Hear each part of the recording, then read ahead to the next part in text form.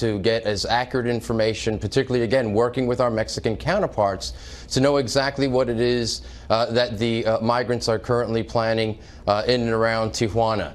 We will be prepared for any contingency. We have Fox team coverage. Brian Yenes is in West Palm Beach, Florida, near the president's Mar-a-Lago estate. But first, let's go to Jeff Paul, tracking these developments from Los Angeles. Jeff. John, the situation at the border right now has calmed down, but just a little while ago, it got very tense as a few hundred migrants from the caravan marched to the U.S.-Mexico border. Now, the group moved from Tijuana, where they got right up to the fence that separates both countries. This all happened at the San Ysidro port of entry, the closest to San Diego. The Associated Press is reporting tear gas was fired from the U.S. side at migrants after some tried to breach the fence. Helicopters from the U.S. also reportedly flying overhead, monitoring the situation. Now, U.S. Customs and Border Protection says it'll continue to use every tool it has, including working with their counterparts in Mexico. There is a legal means to present yourself at the border, at the ports of entry, and that is what we expect people to do. Anything else that might manifest itself, we'll be prepared to deal with. Now, we should mention there have been demonstrations on both sides of the border today in Mexico and in the U.S. Organizers of the marches say they're intended to be peaceful demonstrations to show support for the migrants. But those who've made that long journey from Central America say they're trying to remain hopeful, but they're getting desperate. We can't stay like this. It's inhumane. We are living like dogs, and the truth is that I don't know what we're going to do. I'm getting tired. Now, at the moment, the San Ysidro point of entry, as you take a look at it, remains closed in both directions. And as you can imagine, it's causing all sorts of traffic problems. No word yet from Border Patrol when it could reopen. John? Jeff Paul in Los Angeles, thank you. President Trump tweeting his dismay with the situation at the southern border before leaving his Mar-a-Lago estate, where he and the first family spent the Thanksgiving holiday. The president once again threatening to shut down the entire southern border if the U.S. and Mexico cannot agree on how to handle asylum claims. Lawmakers are hoping it does not come to that. Well, we would prefer that we keep it open, so let's work really hard to make sure we're addressing the asylum seekers before they actually come over the border. I think that's the intent of the president, is to divert any issues before they actually happen. So, of course, we don't want to see the border closed, but you know what? Safety of our nation comes first. Our team coverage continues with Brian Yenes in West Palm Beach, Florida. Brian. Good evening, John. Well, it's unclear what the president exactly means when he says he wants to shut down the entire border between Mexico and the United States. Does he mean all border crossings? Does he mean trade between both nations? We simply don't know. But nonetheless, the president continues to threaten a full border closure unless there is a solution for this migrant caravan crisis. And last night, the president tweeted what he thinks should be this nation's immigration policy, tweeting, quote, "Migrants at the southern border will not be allowed into the United States until their claims are individually approved in court. We only will allow those who come into our country legally.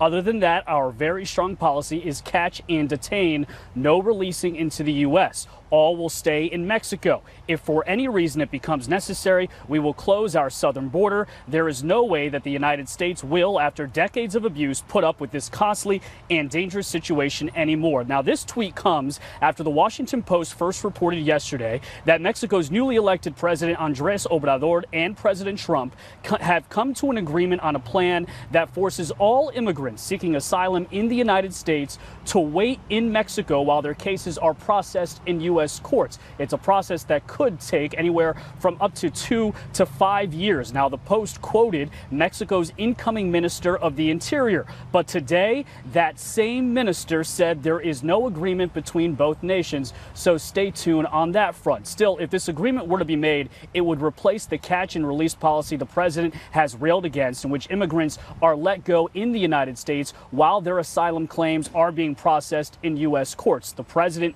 blames this policy and this law on Democrats. He says it incentivizes migrants to come to the United States. Well, Democrats say the current crisis is on the president. He controls the White House. His party controls the House and the Senate, and it is on them. What I think that they should do, George, is, first of all, he should have been working with these Central American countries a long time ago. President Trump, John, is also threatening a government shutdown unless he gets $5 billion from Congress by December 7th for that border wall. John? And Brian, the president is speaking at a couple of rallies in Mississippi tomorrow? That's right, John. He left Mar-a-Lago today, back to Washington, D.C. He's going to be speaking at 2 rallies in Tupelo, Mississippi and Gulfport, Mississippi. He's trying to rally his supporters to go out and vote for Republican Senator Cindy Hyde-Smith in the state's special election for U.S. Senate. She is facing Mike Espy, the Democrat who is seeking to become the first African-American senator from Mississippi since Reconstruction. Now, Cindy Hyde-Smith, well, she caused a lot of outrage when she recently said that she would attend a public hanging if a supporter asked her to go. She later apologized for that. Democrats think that that may boost African-American voter turnout and perhaps help Espy pull off an upset. The election is on Tuesday. John? Brian Yennis. Brian, thank you. Democrats might push back on the president's appointment of Matthew Whitaker to be acting attorney general. The incoming chairman of the House Intelligence Committee, Congressman Adam Schiff, says the appointment is unconstitutional, and he thinks it could interfere with the Russia investigation. Here's his congressional colleague, Amy Klobuchar. This is someone who has publicly said that he thinks you could starve the investigation, so he could try to do that by cutting down on the money for it. He said that he didn't see any connections between the Trump campaign and Russia, yet you've seen all of these indictments and charges and convictions that you just referred to. So I'm really concerned about having him in charge. Garrett Tenney is in Washington with more. Garrett. Well, John, there are a number of concerns lawmakers have with acting Attorney General Matt Whitaker overseeing the Russia investigation, and that is why Democrats and a number of Republicans are pushing for legislation that would protect the special counsel. Once Democrats take control of the House in January, Congressman Adam Schiff says they plan to call Whitaker to testify so that they can get answers to their questions. I don't know what steps he has taken, whether he is merely getting briefed now and deliberating on whether he will allow Mueller to subpoena the president, or whether he'll allow Mueller to look into this issue, or whether he's giving Mueller a time certain when Mueller needs to wrap up his investigation. We simply don't know, but I'll tell you this, Dana, we're going to find out. When Robert Mueller finishes his investigation, he will submit a report to the Justice Department laying out the findings regarding Russian interference in the election, collusion, and obstruction of justice, amongst other issues. Lawmakers are concerned that Whitaker could try to limit how much of that report is released to Congress and the public in an attempt to protect the president from any negative information that could come out. Today on ABC's This Week, Harvard Law professor Alan Dershowitz said he expects the report will be devastating to President Trump.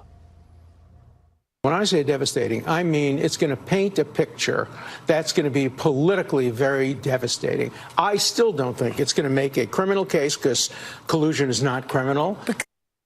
Now, if Whitaker does try to hold back some of the final report, Democrats are vowing to subpoena it so that it can be released for the public to see what the past 18 months and millions of taxpayer dollars have turned up. John? And Garrett, there's news about George Papadopoulos? Yeah, George Papadopoulos, you remember, is the former Trump campaign advisor. He is scheduled to begin a 2-week sentence in federal prison tomorrow for making false statements to the FBI. Well, last week, Papadopoulos tried to delay his sentence, citing an ongoing case where a witness is challenging Mueller's appointment.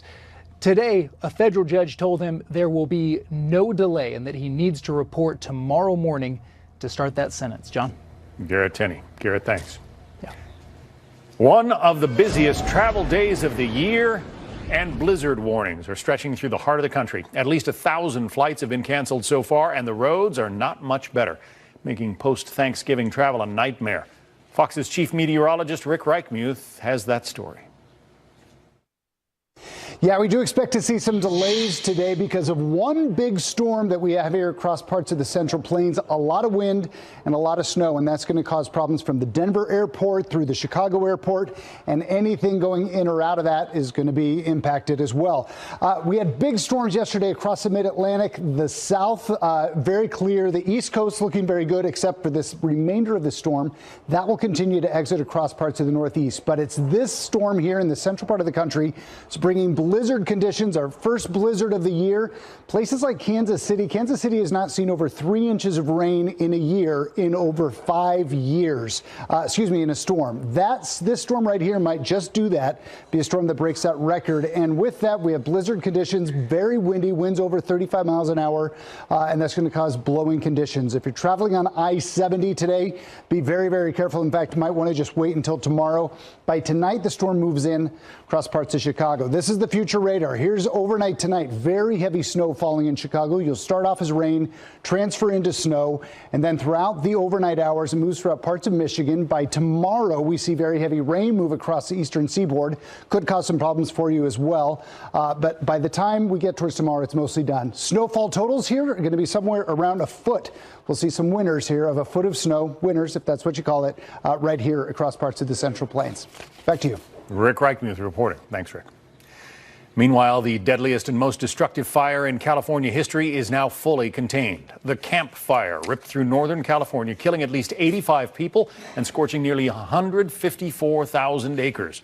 More than 200 people are still unaccounted for. This, as a new government climate report warns extreme weather disasters like the California wildfires are worsening across the country. Nebraska Senator Ben Sasse weighing in on the findings in an exclusive interview with Chris Wallace. I think it's clear that it's changing, and it's clear that humans are a contributing factor. I think the real question, though, becomes what do you do about it? Because you can't legislate or regulate your way into the past. We have to innovate our way into the future. And right now, you don't hear a lot of the people who put climate as their #1 issue. You don't hear a lot of them offering constructive, innovative solutions for the future. It's usually just a lot of alarmism. But I think the report is important, and it shows that the climate is changing. You can catch the full interview on Fox News Sunday right after the Fox Report. Tensions rising at the U.S.-Mexico border as the San Ysidro point of entry is closed amid reports of migrants storming the border and differences between the Trump administration and Mexico's incoming government on handling asylum claims. The Washington Examiner's White House reporter joins me to analyze where this might all be headed. And only days left for you to become a Fox Nation founder. Get new can't-miss live opinion shows daily and documentaries and specials that tell the real stories behind the headlines. Exclusively on Fox Nation. Plus, get limited-time available exclusive merchandise and Fox Nation special access to events with your favorite personalities. Stories done right, politics done right. Fox Nation, opinion done right. Become a founder now. U.S. Customs and Border Protection closing the San Ysidro border crossing amid reports of protests and migrants trying to cross the southern border. Relations between the Trump administration and Mexico's incoming government getting off to an uncertain start as the two sides clash over how to handle asylum claims. Joining me now, Stephen Nelson, White House reporter for the Washington Examiner. It's an interesting question here. Mexico's incoming Interior Minister, Olga Sanchez, reportedly told the Washington Post that the two sides, the two nations, had a deal for migrants to stay on the Mexican side of the border while their asylum claims were heard in the U.S. Now, all of a sudden today, no deal. Where did the wires get crossed? Well, that's a question for the incoming Interior Minister. Of course, she was quoted by name telling the Washington Post that this deal was in place where Central American migrants would apply for asylum inside of Mexico, and they would wait in Mexico until the U.S. court system adjudicated their claims. This would have been a big win for President Trump. Currently, about 80% of these Central American asylum applicants pass an initial screening and are allowed into the U.S. About 10% ultimately are granted asylum, according to the Washington Post article that broke this apparent deal. The new Interior Minister now says there is no deal. We'll have to wait and see what actually happens. This development would be certainly a welcome one for President Trump. Only last week, there was a federal judge who put a pause on his plans to require that asylum seekers go through official ports of entry, that their claims would be ineligible if they cross the border illegally. So that's on pause. So this would have been a real big win for President Trump. Whether it actually comes to fruition, we'll have to wait and see. It's been called catch and release up till now. Asylum seekers and others who make it across the border are generally told to show up in court for a hearing down the road. Many of them, perhaps most of them, don't show up. The president says those days are over. He says now it's going to be catch and detain. As long as there's no agreement with Mexico on how to handle these asylum seekers, can the president maintain that position? Well, as with so many of President Trump's policies with immigration, there's likely to be litigation. It's unclear really where that goes. What was interesting about this deal with Mexico is that Mexico had, apparently stepped forward and said, these immigrants could work in Mexico, they could stay in Mexico while the claims were adjudicated, and that would have been that would have really limited the apparent border issue. What President Trump does in response to these conflicting reports, who knows? He's said on Twitter that the U.S. border may be closed if need be. Certainly that would be leverage with Mexico here. Congressman Mike Johnson, a Louisiana Republican, is saying that he sees an opportunity here for the Trump administration to work with the new administration coming in Mexico. Listen. We're right around the corner of having a new relationship with the new administration. They're concerned that Central American migrants and refugees would be coming through Mexico in droves, caravan after caravan. If we don't stop this problem right now and address this crisis appropriately, Mexico and the U.S. are going to have similar problems. So I do think that they can be a partner with us. And then there's the Democratic view expressed by Congressman Jim Himes of Connecticut. He says if you want to stop the caravans, you have to stop the crime in Central America. Here's his take. We could be doing a lot more, Trish, to reduce the amount of gang violence and violence generally in these countries. We can spend the next 50 years talking about how to deal with caravans and migrants at the border, or we could get at the underlying problem. I think most people understand that it makes sense to try to help solve the underlying problem if you want it to go away. But the problem is you've got migrants right there, right now, and somebody's going to have to process them. Either they're going to have to be taken in by Mexico to fill some of those jobs you were talking about, or the United States is going to have to find a way to deal with them. So certainly this is an area of potential commonality between the U.S. and Mexico. Mexico doesn't want these massive caravans disruptively coming across the country. Certainly, the core problem, it would be best to address that, fix the crime and poverty in the Central American countries. But doing that's difficult. President Trump, of course, tried to use the U.S. leverage of foreign aid with the countries of Guatemala and Honduras and El Salvador, saying it would be cut off if they didn't stop these migrant caravans from coming. That didn't work at all. He said they were going to be cut off. But with Mexico, certainly they also don't want these large caravans coming through. And if the U.S. were to not be admitting the applicants, that presumably would dry up the numbers, which really are growing significantly this year. Stephen Nelson, Washington Examiner. Thank you, Steve. Thank you. NASA's InSight spacecraft is set to land on Mars tomorrow after traveling nearly 300 million miles. Its mission to learn more about what's under the surface of the red planet.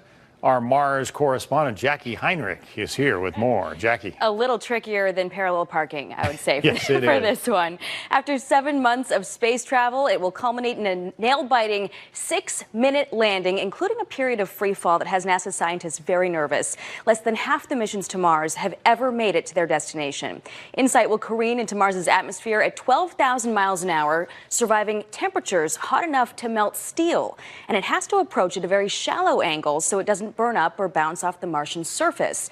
At around 10 miles from touchdown, InSight will slow down to 5 miles an hour using a supersonic parachute. Then the lander is released, triggering the free fall stage, which could be thrown off by dust storms. The spacecraft will use rockets as brakes to steady the landing, and it is no small job at 789 pounds. Every event is critical until it's behind you, and then suddenly the next one is critical, right? However simple or complex that is. And to think about the hundreds or thousands of critical events that have to happen during that 7 minutes, If all goes to plan, the InSight mission will kick off a 2-year study of Mars's deep interior. While we know a lot about the surface, the atmosphere, and the ionosphere of Mars, little is known about its core. InSight will measure quakes and temperature to try to answer questions about the differences between Earth and the red planet. So Mars is really an intriguing destination for that purpose as well, trying to really understand what those conditions were like back 4 billion years ago. Did life actually begin on Mars in that time frame? And if it did, is there any preservation of that left on the surface? There are 2 mini spacecraft trailing InSight, which scientists hope will relay information about that landing in real time. But if they fail, it could take 3 hours to know what's happening 91 million miles away. NASA is broadcasting that landing online, and John, it is going to be a nail-biter. What time is it going to be on? Do we know? Kicking off around 2:40 tomorrow, so hopefully if those mini satellites do function, we'll be seeing in real time by 3 the fate of InSight. They're going to be holding their breath at NASA tomorrow, aren't they? Expensive experiment. Yeah, Jackie Heinrich. Jackie, thank you. Thanks. So what are we expecting to learn from InSight? What can we gain from its data? We'll ask Derek Pitts these questions and a lot more coming up. He is chief astronomer and director of the planetarium at the Franklin Institute Science Museum in Philadelphia. Well, the president today drawing more criticism from both sides of the aisle for his continued support of Saudi Arabia's crown prince. The president is not being honest with the country about the murder of Jamal Khashoggi. It means that our allies don't respect us, our enemies don't fear us. What is driving this? I don't know. What Republican lawmakers are saying now about the president's reaction to the murder of the Washington Post columnist, that's ahead. Plus, Saudi Arabia gets some surprising support after Iran's leader sends a message to Muslims worldwide. We have the latest from the region.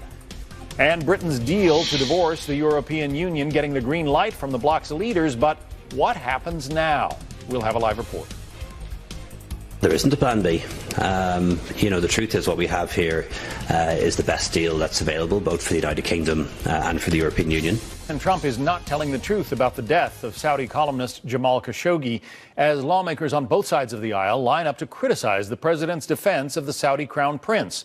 This after the CIA reportedly said it is confident that he ordered Khashoggi's murder. But the president says the CIA only had feelings about the killing. The CIA doesn't do feelings. They do assessments, and they do assessments based upon intelligence from all sources. And we did have a comprehensive briefing just before the Thanksgiving break on this issue by the CIA. Making a realist case is a different thing than being so weak that we fail to tell the truth. MBS contributed to murdering somebody abroad, and it is not strength to sort of mumble past that. Meanwhile, Saudi Arabia getting some support today from an unlikely place.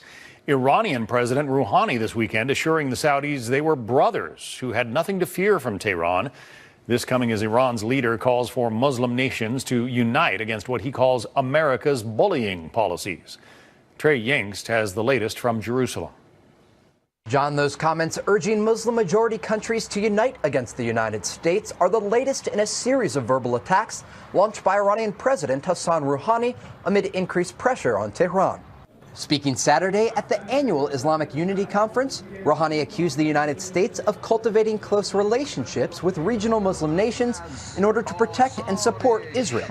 The Iranian president calling on Muslims to oppose the United States, saying it would be treason to their religion to agree with America and the West. The Iranian leader even going as far as to call the country of Saudi Arabia a brother and say that Iran is prepared to support and protect the interest of its people. Currently, Iran and Saudi Arabia are supporting opposite sides of ground conflicts in both Yemen and Syria.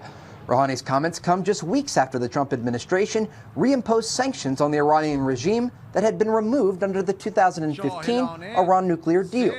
In addition to the United States, Israel was a target for Rouhani during his remarks in Tehran, where he called the country, quote, cancerous. Take a listen to what the Iranian president had to say. How was a fake regime called Israel formed in the region, and how the great and historic nation of Palestine was displaced from its home and has been subject to slaughter, plundering, and oppression of the Zionist regime in the region for many years. Israeli Prime Minister Benjamin Netanyahu did respond to those comments over the weekend by Rouhani calling Iran, quote, a murderous regime. Now, as for the United States, I did speak with a senior Trump administration official last week who indicated that the key issue when it comes to mutual foreign policy for both Israel and the U.S. is pushing back against Iranian aggression. John? Trey Yingst reporting from Jerusalem. Thanks, Trey. Well, right now, President Trump and the First Lady have just landed at Joint Base Andrews. They spent the Thanksgiving holiday at their Mar-a-Lago estate. There you see the President and First Lady stepping down from the 747. The President heads out tomorrow to Mississippi, so he'll be heading over to the White House to get a quick night's sleep, and then to Mississippi for a couple of political rallies. We'll be following the President tomorrow as he makes those trips. European leaders and the British Prime Minister agree on a Brexit plan, but now comes the hard part. In order to make it happen, Theresa May needs to win support from her own parliament. Ellison Barber has more from Washington. Good evening, John. Prime Minister Theresa May is urging the British Parliament to sign off on the Brexit agreement reached by the European Union and the United Kingdom.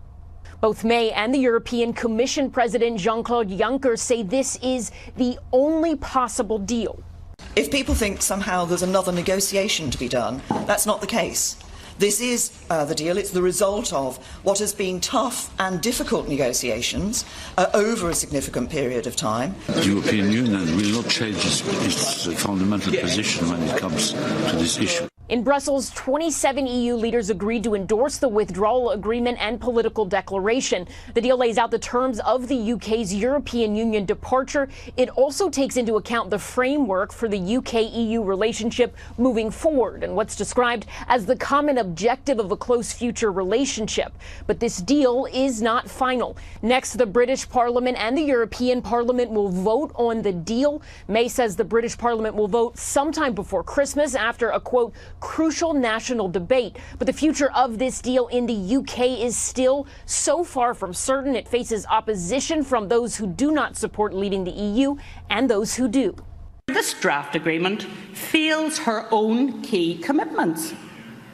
The Prime Minister has not been able to guarantee an outcome that eliminates the risk of the introduction of the so-called backstop arrangements. This deal risks further economic and political humiliation. The United Kingdom of Great Britain and Northern Ireland are set to leave the EU by March 29th, 2019. This EU-UK agreement includes a transition period. The UK will remain in the bloc's single market and follow its rules at least until the end of December 2020. John? Ellison Barber, thank you. A bipartisan group of voters filing a legal challenge against the Electoral College system, arguing it encourages presidential candidates to devote all of their efforts to a handful of swing states while ignoring the vast majority of the country. Molly Line has more on that lawsuit. Citizenship. In recent years, the loudest critics decrying the Electoral College have been Democrats, particularly after Hillary Clinton won the popular vote but lost the election in 2016, the second Democrat after Al Gore to suffer such a blow this century. Now a new legal challenge with cross-partisan backing aims to tweak the system and change the winner-take-all allocation used by the vast majority of states. So the existing system doesn't benefit small states. It benefits the battleground states. National popular vote would benefit the largest states. The lawsuits target both red and blue states, specifically Texas and South Carolina, Massachusetts, and California. Plaintiffs include both Democrat and Republican voters.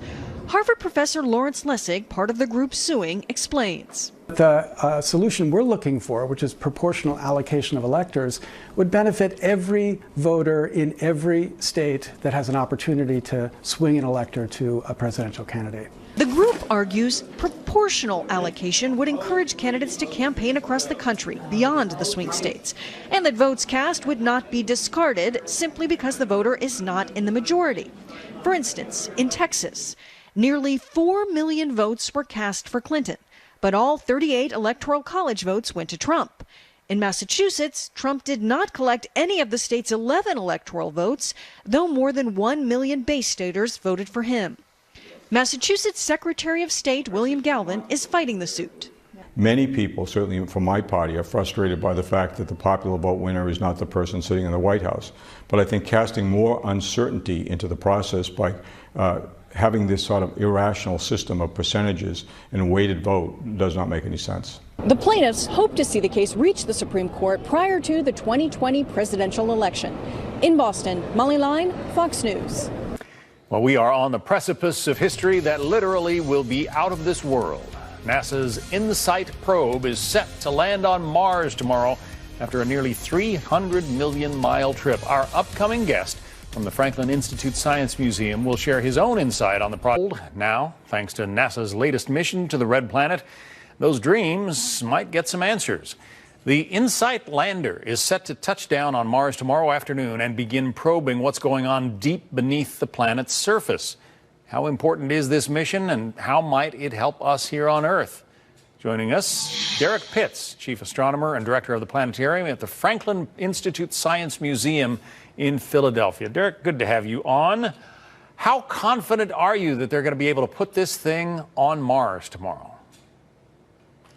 Well, John, this is a very, very difficult thing to do. Landing a spacecraft on Mars is no joke whatsoever. It's a very complicated task, and it's fraught with all sorts of challenges to that. So it's going to be a challenge, but we've had pretty good success at doing this before, and the method that's actually being used for the InSight lander is the same method that was used for the Curiosity lander about 6 years ago, and they've actually added some tweaks to it to ensure that it will land safely.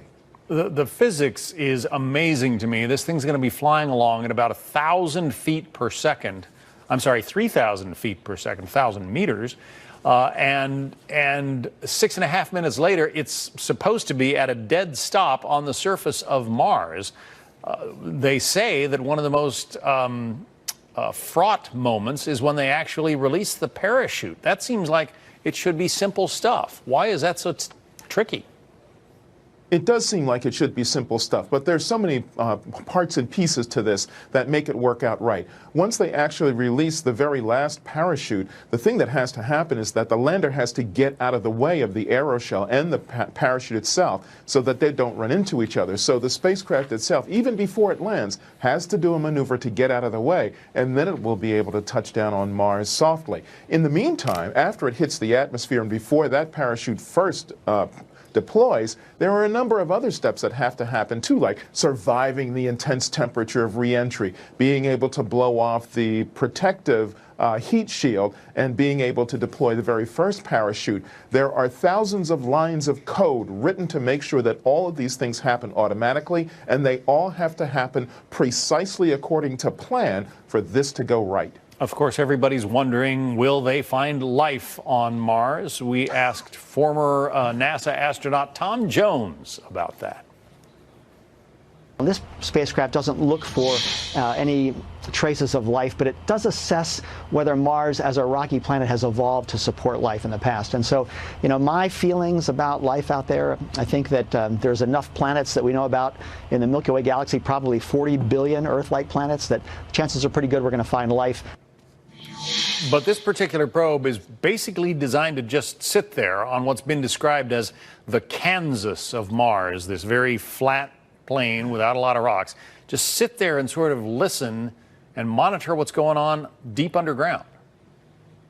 Yeah, this spacecraft represents a different kind of science from what we've done before, in a sense. We've had landers that have roved around on the surface and gone to different locations.